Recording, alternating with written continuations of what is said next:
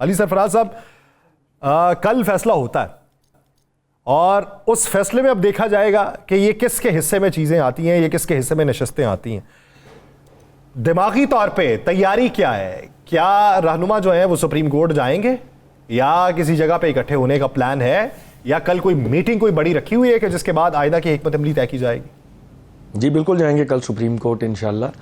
और it's going to be a benchmark decision. Yasir sahab, बात यह है कि अब ये फैसला कि पूरी कौम को पता है कि इसका फैसला केस का क्या बनना चाहिए, इतना बड़ा कोई लंबा चौड़ा लीगल पॉइंट इसमें है नहीं।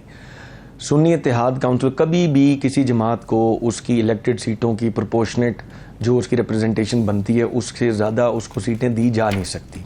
आइदर वे, अगर पीटीआई को अगर सुप्रीम कोर्ट के अंदर इसको पार्लियामेंट्री पार्टी तस्लीम कर लिया जाए और अगर उसको जमात का तशख़्ख़ुस को अगर मिस इंटरप्रटेशन हुई थी बाय द इलेक्शन कमीशन और पीटीआई का तशख़्ख़ुस बरकरार था, तो ये सीटें अगर पीटीआई के केस में ये पीटीआई को जाती हैं, फिर हम सारे पीटीआई के मेंबर हैं, क्योंकि हमारे नॉमिनेशन पेपर्स के ऊपर जमाती वाबस्तगी में पाकिस्तान तहरीक इंसाफ लिखा हुआ है। उसके बाद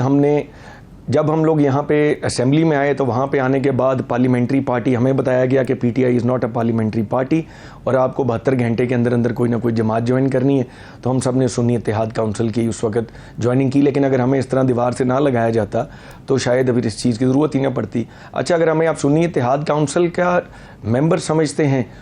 उस सूरत में ये सीटें सुन्नी इत्तेहाद काउंसिल को मिलनी चाहिए, क्योंकि बाप पार्टी वाला प्रेसिडेंट आपके सामने है, उनका भी रिज़र्व सीटों के लिए लिस्ट इलेक्शन से पहले जमा नहीं कराई गई थी और उनको सीटें वो मिली हैं। तो सुप्रीम कोर्ट तो या तो प्रेसिडेंट्स पे चलती है या जो लिखे हुए कवानीन होते हैं उन पे चलती है। सो आइदर वे सीटें सुन्नी इत्तेहाद काउंसिल या पीटीआई के अलावा कहीं नहीं जा सकती, और इस पे सारे पाकिस्तान की वकला बरादरी, आपकी बार्स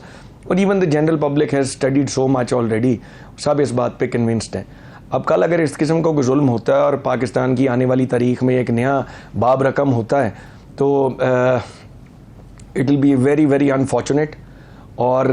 हम लोग बिल्कुल इस्लामाबाद में हैं, हम कल सुप्रीम कोर्ट भी जाएंगे और जाके फैसला खुद अपने सुनेंगे भी, मीटिंग्स भी होंगी। अगला लाया अमल देखें, जब इस तरह हमारी अब एक ही उम्मीद रह गई है कि हमें अदालतों से रिलीफ मिलेगा, अदालतों से भी नहीं मिलता। आपको पता है बजट के अंदर जितनी महंगाई और जो जुल्म इस बजट में जिस तरीके से ढाए गए हैं, उसके बाद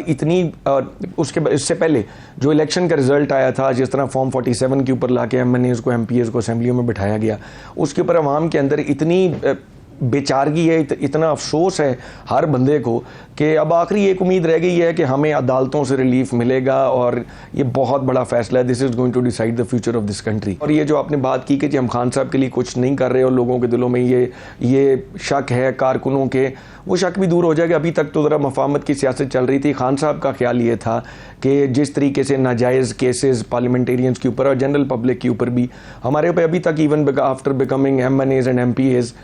अभी तक फजूल किस्म के केसों के अंदर हमें नामजद कर दिया जाता है, केसों की भरमार बढ़ती से बढ़ती जा रही है। लेकिन अब वो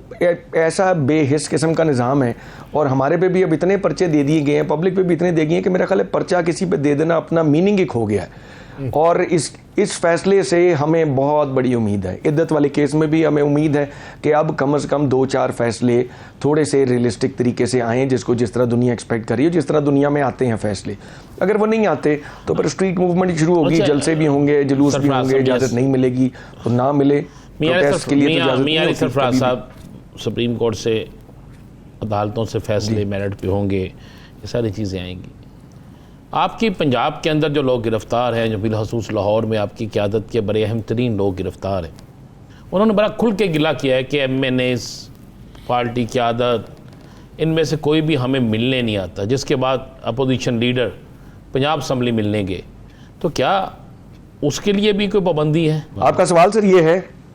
नहीं, उस पर कोई ममानियत नहीं है, हमें जाना चाहिए था। मेरे ख्याल में हमारे जो गिरफ़्तार लीडर्स हैं और जो हमारे कारकुन हैं, उनके लिए हम लोग रोज़ आवाज़ भी उठाते हैं, लेकिन शायद हम में ये कमी रही है कि हम उनको जेलों में मिलने नहीं जा सके। हम तो अभी तक खान साहब को भी एक्चुअली उसका सिस्टम भी कुछ ऐसा है कि जेलों में जाना और मिलना इज़ नॉट ईजी। हम जाना चाहें भी तो हमें जाने दिया नहीं जाता, तो उसमें कुछ मजबूरी हमारी भी है, लेकिन उसका मतलब ये बिल्कुल नहीं है कि हमें अपने लीडरान की फ़िक्र नहीं है। रोज़ उनके लिए हम TV पे भी बात करते हैं, प्रेस कॉन्फ्रेंसेस भी करते हैं, असेंबली में रोज़ आवाज़ उठाते हैं, अपने हलकों के अंदर जब बैठते हैं तब भी कारकुनों को भी मोटिवेट करते हैं, उनको बताते हैं कि भाई हम आगे शायद जलसे जुलूस रैलियाँ करेंगे, क्योंकि तो किसी तरफ ख़त्म होने को आ ही नहीं रहा। हाँ ठीक है, हमारी तरफ से भी मैं समझता हूँ कोताही है, हमें अपने बहुत सारे इम्पॉर्टेंट हमारे लीडर्स, मैं नहीं ज़ाती तौर पे गया उनको मिलने, जाना चाहिए, बाकी पर्सनल कैपेसिटी में ये बिल्कुल हो सकता है, हमारा कसूर है। अच्छा अली सरफराज साहब ये बताइए, इकबाल अफरीदी साहब हैं आपके फाटा से, वो कौमी असम्बली की कायमा कमेटी बराए तवानाई के मेंबर हैं,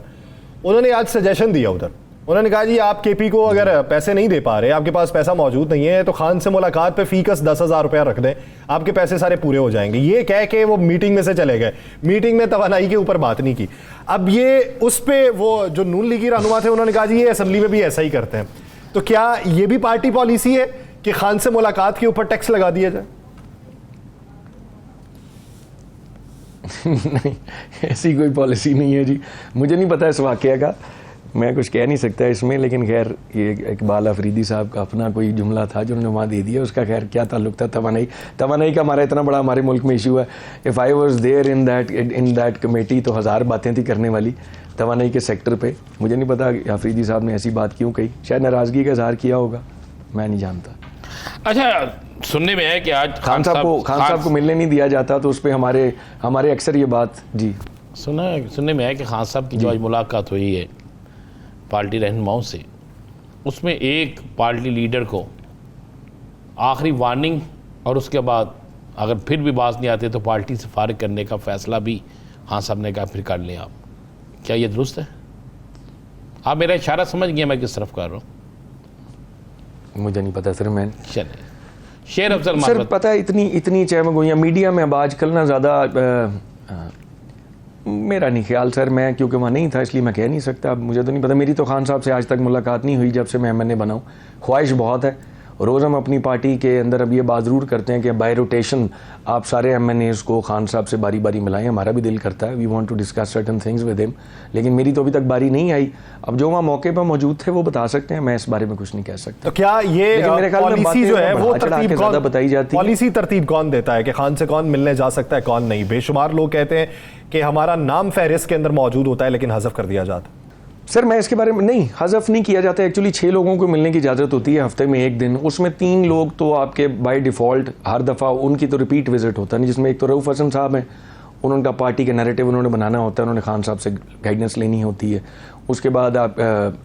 चेयरमैन साहब हो गए या आपके leader of the opposition of the Punjab assembly bye rotation, कभी वो कभी leader of the opposition from the national assembly, वो एक वकील ने लाजमी जाना होता है जिन्होंने केसेस में रिप्रेजेंट करना होता है, 2 या 3 MNAs की जगह बचती है मोस्टली, वो फिर लिस्ट खान साहब के पास जाती है। और जो मुझे बताया गया है, जो हम अपने जब हाउस में हम बात करते हैं तो ये बताया गया कि खान साहब पिक एंड चूज़ करके वो कहते हैं फ़लाँ को भेज दो, फ़लाँ को भेज दो, तो हमें उसमें कोई इतराज़ नहीं। इफ़ खान साहब इज़ डिसाइडिंग कि किसको मिलना है, हम तो खान साहब के कारकुन हैं ही हैं, खान साहब से मिलें ना मिलें,